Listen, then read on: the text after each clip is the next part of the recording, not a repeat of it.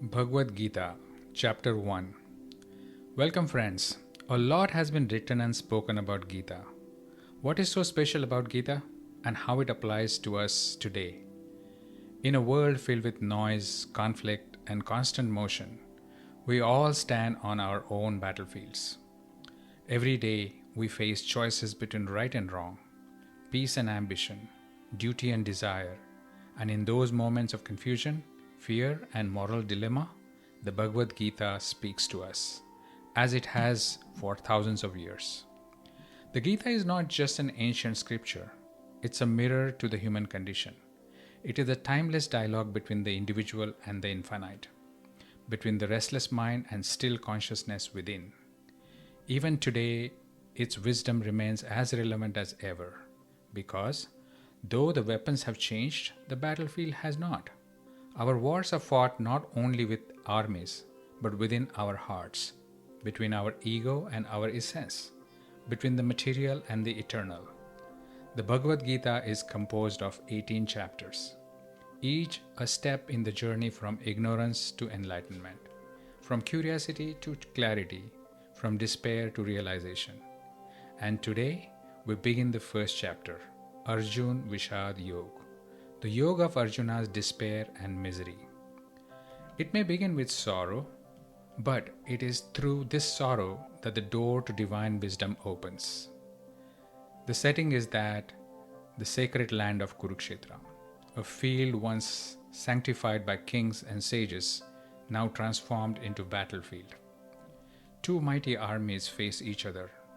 On one side Kauravas and the other side Pandavas, both bound by family ties, yet divided by destiny. The blind king Dhritarashtra, filled with anxiety and attachment, he asks Sanjay, "What did my sons and the sons of Pandu do when they gathered, eager for the battle on this field of righteousness?" Through Sanjay's divine vision, the curtain rises, the conches blow, the earth trembles, even divisions of Kaurava warriors stand in grand formation, facing 7 divisions of Pandav, smaller in number, but guided by righteousness and by Lord Sri Krishna himself. In the midst of this tense silence before the storm, Duryodhan, the Kaurava prince, approaches his teacher Dronacharya. His words carry fear, strategy, and ego, as he tries to rouse his teacher's pride and loyalty before the first arrow is loosed. This is where the story begins. The outer battle of Kurukshetra and the inner battle of human soul. This is Arjun Vishad Yoga, where despair gives birth to awakening and where the journey of Gita truly begins. Dhritarashtra uvach dharmakshetre kurukshetre samaveta yutsavah mamakaha pandavaschaiva kimakurvata sanjaya. Dhritarashtra said, "O Sanjay, assembled in the holy field of Kurukshetra, eager for battle, what did my sons and the sons of Pandu do?" Dharmakshetre Kurukshetre. The opening words of Bhagavad Gita don't just set a scene, they reveal a truth. Kurukshetra was no ordinary battlefield.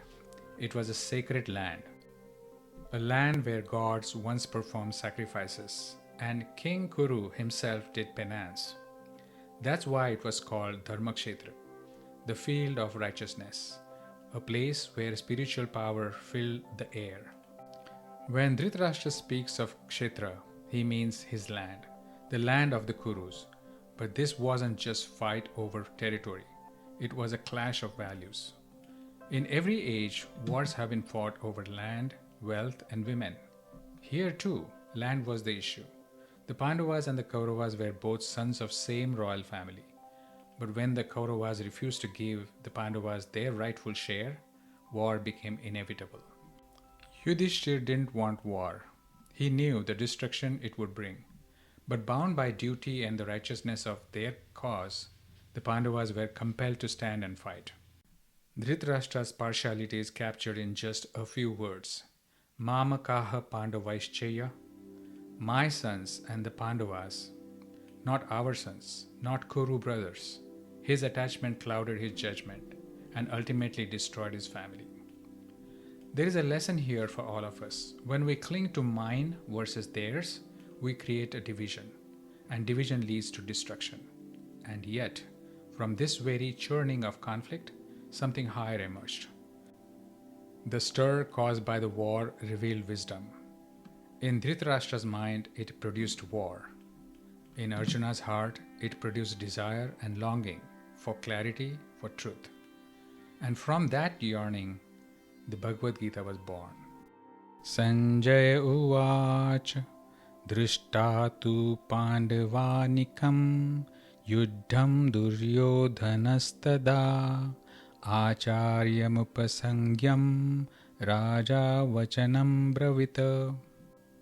Sanjay said, seeing the army of Pandavas arranged in the military formation, King Duryodhan approached his guru Dronacharya and spoke these words. When the great war of Kurukshetra was about to begin, both armies stood facing each other, ready, alert, and waiting for the sound that would mark the beginning of the destiny. King Dhritarashtra, blind not only in sight but in insight, was restless to know what was unfolding.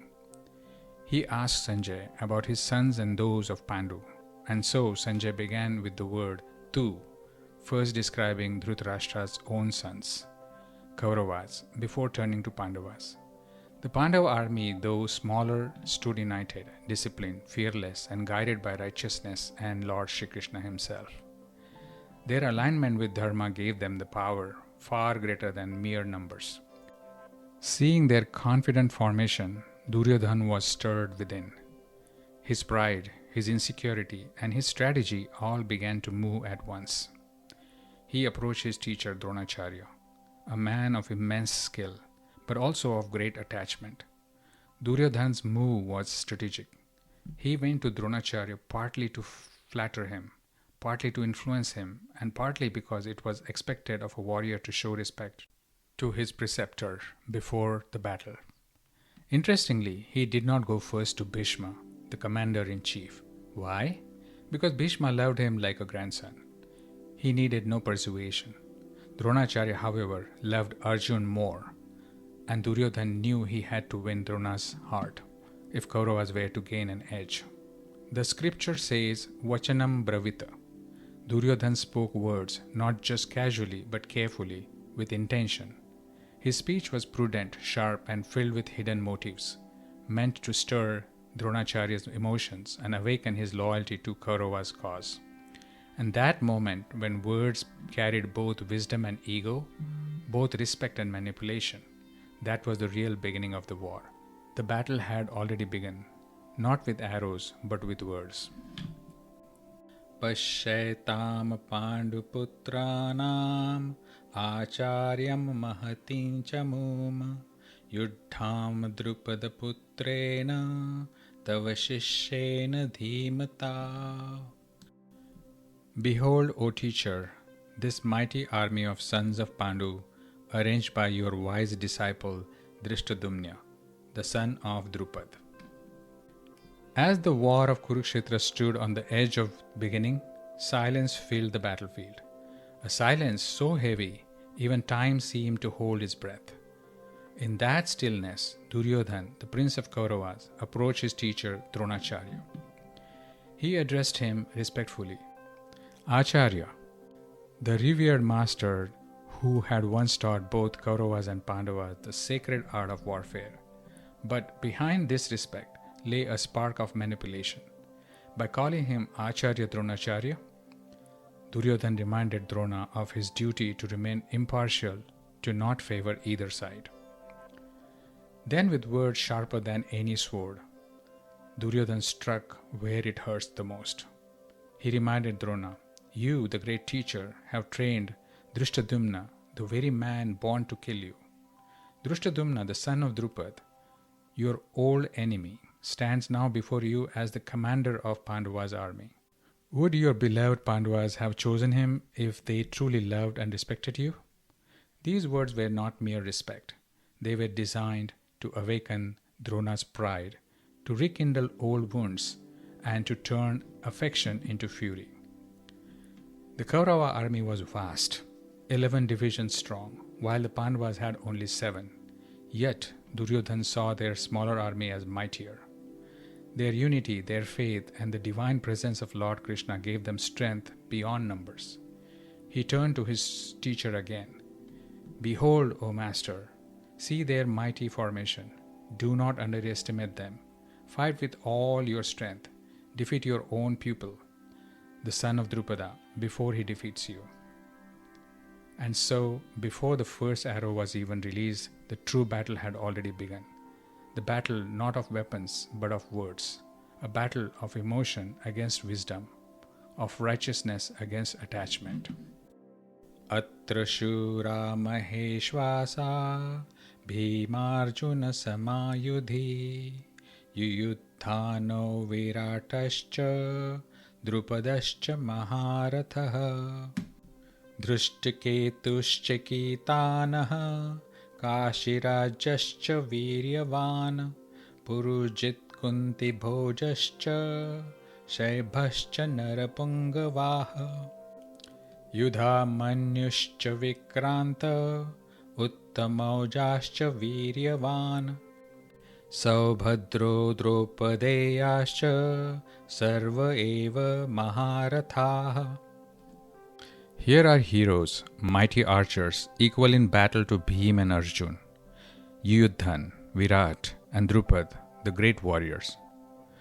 There are also Drishtaketu, Chakitan, the fearless king of Kashi, Purujit, Kuntibhoj, and Shaibhya, the best among men. Yudhamanyu, the brave, Uttamajas, the mighty, the son of Subhadra and sons of Draupadi, all great chariot warriors. The morning mist of Kurukshetra shimmered under the rising sun. Two mighty armies stood face to face. Warriors, kings, brothers, ready to fight for power and pride. In that tense silence, before the first conch was blown, Duryodhana's eyes scanned the battlefield. Before him stood the army of Pandavas, fewer in number but radiant with confidence and righteousness. His heart trembled, yet his mind sharpened. He turned to his teacher, Guru Dronacharya, the master of warfare, and began to speak. But this was no ordinary greeting. Every word was chosen with precision, designed to stir emotion, to awaken old wounds, and to ignite a flame of loyalty within his teacher. Acharya, he began, you taught both the Kauravas and Pandavas the art of war. But see now, your own disciples stand against you. He pointed to Yuyudhan, Satyaki, the disciple of Arjun, saying, you trained him, yet he stands on Arjuna's side. How ungrateful he is to raise arms against you. Then, like strategist, weaving a web of emotion, Duryodhana reminded his teacher of King Virat. Remember? It was Virat who once humiliated our warrior Susharma, who forced us to flee the battlefield. That same Virat now stands against you. And then came the deepest cut, Drupad. Once Drona's dear friend, now his bitter enemy. Do you remember, Acharya? Duryodhana said softly, how he mocked you before kings and princes, how he called you a beggar, and to avenge you, he performed sacred ritual to bring forth a son, Drishtadumna, born only to kill you. That same son now leads the Pandava army. He named others too, Drishtaketu, as foolish enough to fight under Krishna, who once killed his father. Chakitan, the lone Yadav, siding with Pandavas while Yadav army stood with Kauravas. And the king of Kashi, a fierce and formidable warrior. Then came familiar names, Purujit, Kuntibhoj, Shaibhya, family members yet standing on opposite side. Even Yudhimanyu and Uttamauj, guardians of Arjuna's chariot wheels, were singled out. And then Duryodhana's voice hardened. He spoke of Abhimanyu, the young son of Arjun, brave and fearless, who learned the art of piercing war formations while still in his mother's womb. And finally, he mentioned the 5 sons of Draupadi, reminding Drona of Draupadi's public insult and urging him to avenge that humiliation. Duryodhan concluded, "All of them, O Acharya, are Maharathis, great warriors, masters of scripture and weapons, each capable of battling 10,000 archers at once. O teacher, this is the army you face today." Beneath his flattery and praise lay a deep unease, fear disguised as strategy, anxiety masked as confidence. In his words, he glimpsed the beginning of great unraveling. For the war of Kurukshetra was not just fought with arrows and swords, but with emotions, egos, and unhealed wounds from the past. This was the true dawn of Mahabharat war, where righteousness and ambition, faith and fury all stood steady and ready to decide the destiny of mankind. Asmakantu vishishtaye tanti bodha dvijottama nayaka mama sanyasye sanyarthatan bravimite. Now, O best of Brahmins, hear about the distinguished leaders of our army. I shall name them for you and for your information. Duryodhan, the proud prince of the Kauravas, turns to his revered teacher Dronacharya, the master who taught both Kauravas and Pandavas the art of war. With a voice that hides both confidence and unease, he says, "O best among the twice born, know this. Our army too is filled with mighty warriors, chariot heroes, no less skilled or fearless than the sons of Pandu. In fact, they are stronger, better trained, and ready for victory." He uses the word nibodh, know this, because his own army stands behind Dronacharya, while earlier, when pointing toward Pandava's armies, he had said, "Pascha, behold." Now seeking to draw this teacher's focus, Duryodhana declares, "I shall name the few chief of my army, O master, the great heroes who stand ready for battle." He does not name all, for there are too many, but he highlights a few, hoping to stir courage and unity among his ranks. But beneath his show of pride lies an undercurrent of fear. Duryodhan had just seen Pandava army, smaller yet perfectly ordered, disciplined and radiant with righteousness. He knows that Lord Krishna himself stands among them, and that the presence of the divine and the righteous gives unseen strength, a strength that transcends numbers, weapons, and strategy. Because righteousness and God are eternal, they influence all, even though those who oppose them, even the animals, the trees, the very wind that moves across the field. Worldly power, on the other hand, is fleeting, a shadow before the eternal flame. Yet, unwilling to yield to this truth, Duryodhan tries to mask his unease. He assures Dronacharya that their army, vast, mighty, and materially powerful, is superior, that the victory is theirs to claim.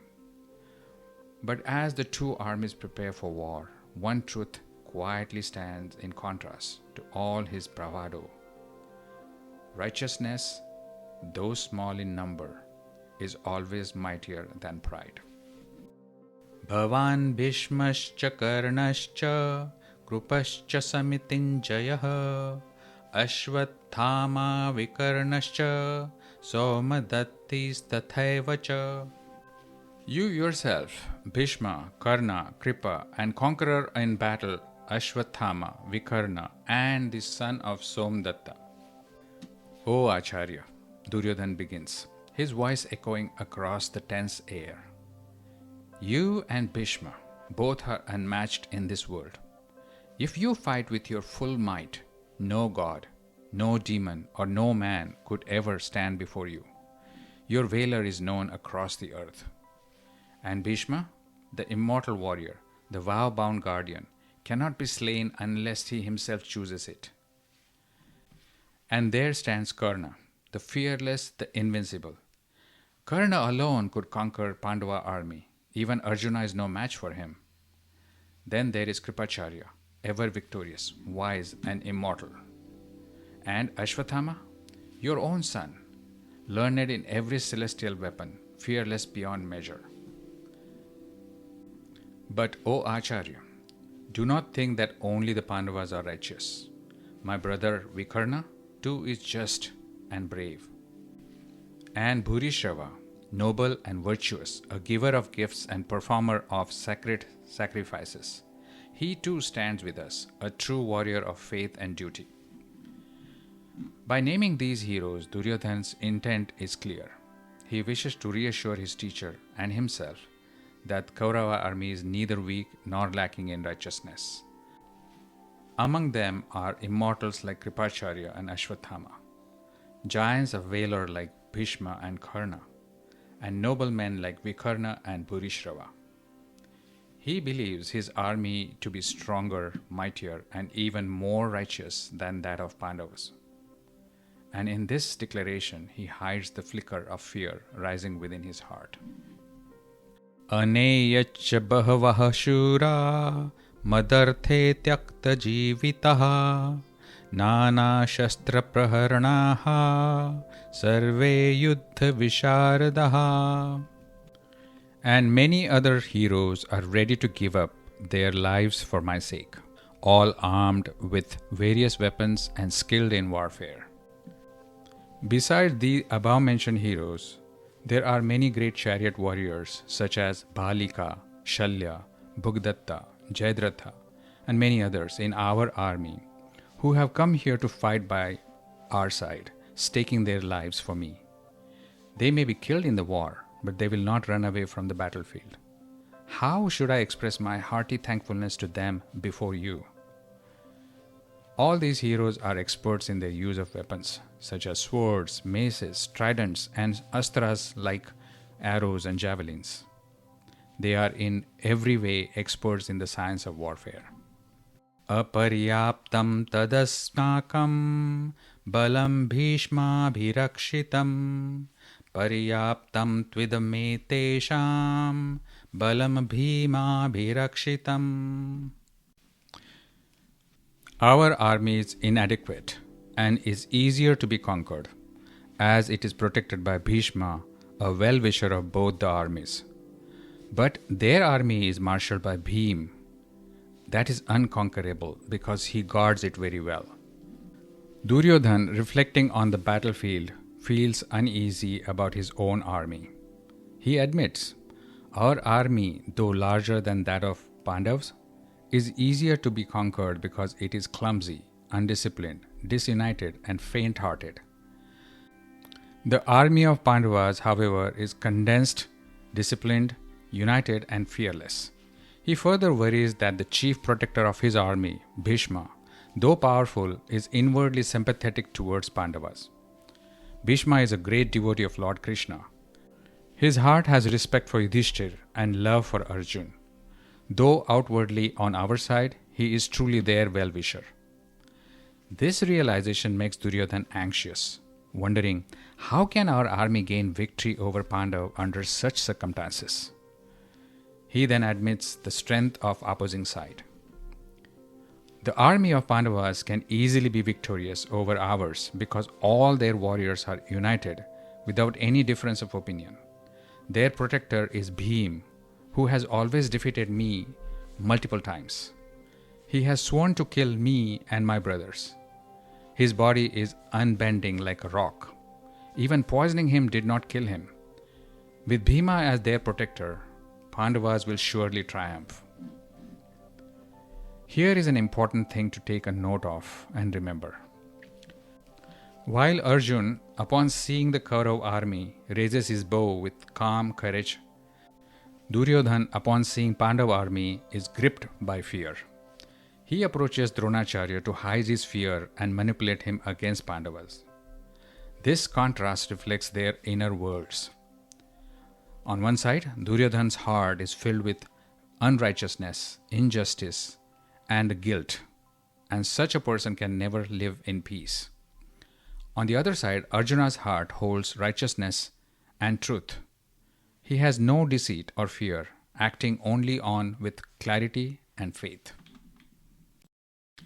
Ayaneshu cha sarveshu Yatha bhagam avastitaah bhishmamevabhirakshantu bhavanta sarva eva hi. Hence, all of you stationed in your respective positions support and guard Bhishma firmly from all sides. All of you stationed in your respective positions on different fronts should guard Bhishma from all sides. By saying the above words, Duryodhana wants to please Bhishma so that he may be partial to his army. Secondly, he gives instruction to the warriors of his army to see that Shikhandi should not face Bhishma. If Shikhandi comes in front of Bhishma, Bhishma will not use his arms and weapons against him because Shikhandi was a woman in the previous birth. In this birth as well, first he was a woman and later he changed into man. So Bhishma, by regarding him as a woman, has promised not to fight with Shikhandi. Shikhandi had taken birth by Lord Shiva's boon to kill Bhishma. Therefore, if Bhishma is protected from Shikhandi, Bhishma will kill all other warriors of the army of Pandava and their victory is certain. Therefore, Duryodhana gives instruction to all great chariot warriors of his army to guard Bhishma from all sides.